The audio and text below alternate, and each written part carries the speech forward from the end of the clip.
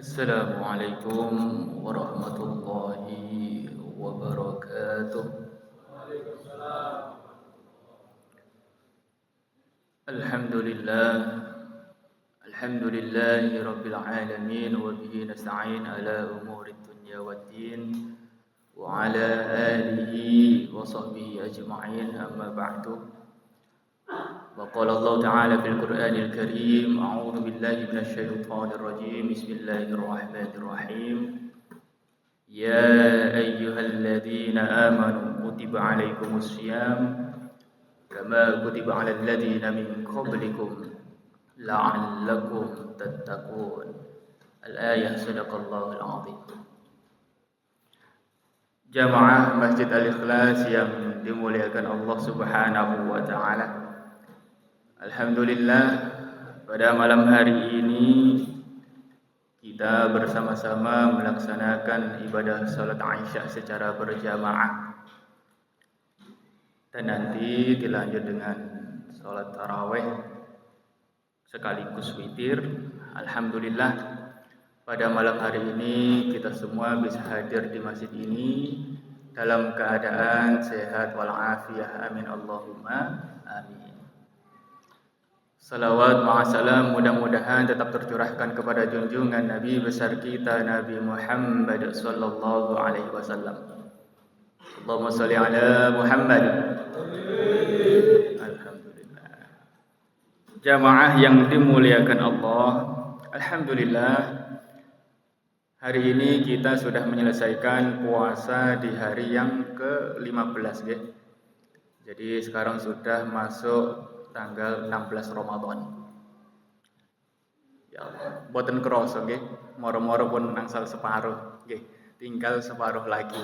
Mudah-mudahan kita semua yang hadir pada malam hari ini selama bulan suci Ramadan ini, mudah-mudahan kita semua mendapat rahmat dari Allah Subhanahu wa taala, mendapat maghfirah, mendapat ampunan dari Allah Subhanahu wa taala, dan mudah-mudahan kita semua dijauhkan dari panasnya api neraka. Amin Allahumma amin.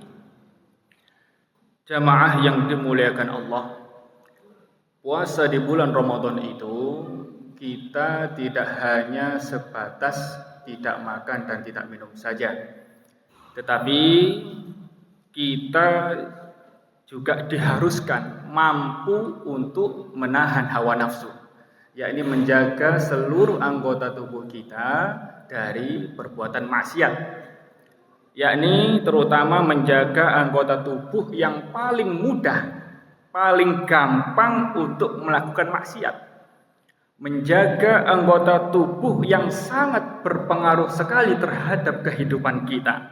Salah sedikit saja bisa menimbulkan berbagai macam masalah bagi kehidupan kita. Apa itu, Pak, Bu?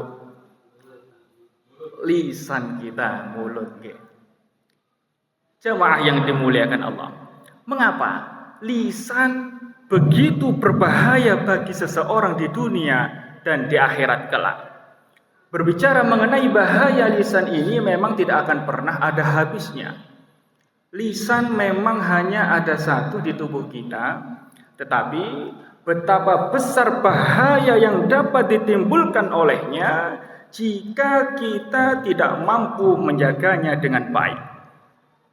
Banyak sekali orang-orang di luar sana, atau bahkan mungkin kita semua yang hadir pada malam hari ini pasti semuanya pernah merasakan disakiti oleh lisan seseorang.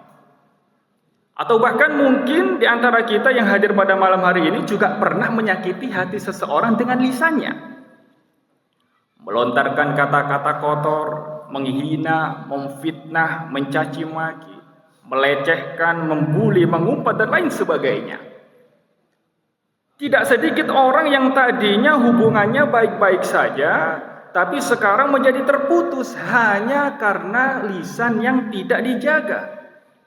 Dan bahkan tidak sedikit orang yang sampai menjadi korban pembunuhan karena diperkarai oleh yang namanya lisan ini. Na'udzubillah. Jamaah yang dimuliakan Allah, maksiat yang dapat ditimbulkan oleh lisan begitu banyak macamnya. Di antaranya ada yang namanya ghibah. gosip, ngerasani atau menceritakan aib seseorang kepada orang lain. Nah, ghibah ini sangat sering sekali kita lakukan tanpa kita sadari. Betul nggih?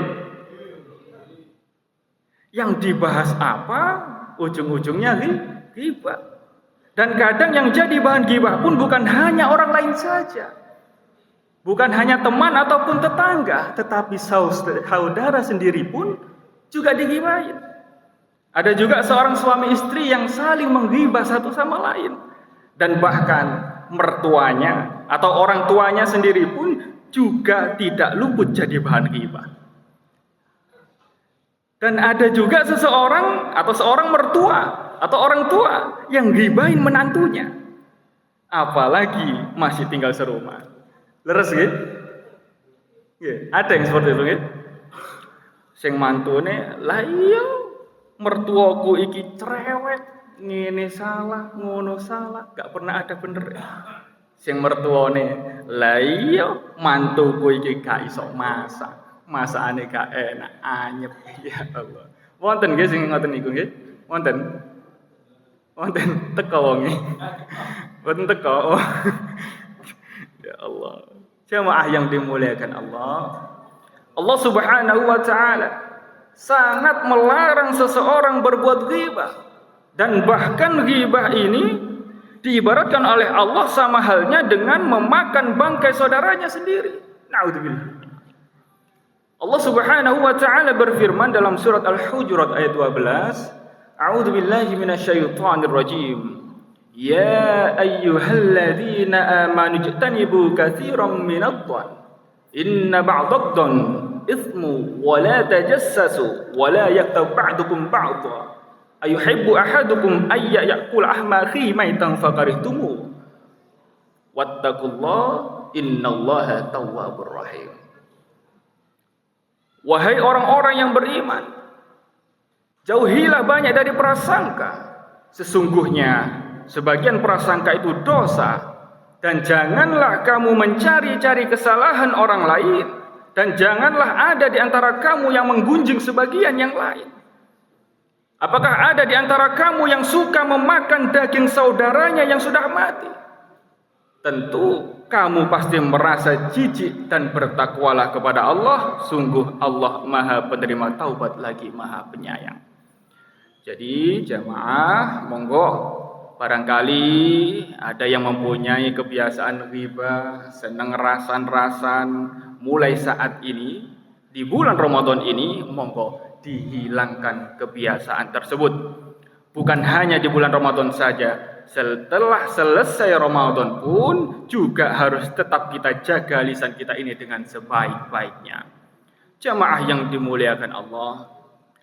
Kemudian maksiat yang dapat ditimbulkan oleh lisan ada yang namanya namimah, adu domba, yakni dengan sengaja mengadu domba dua orang atau kelompok agar tercipta permusuhan.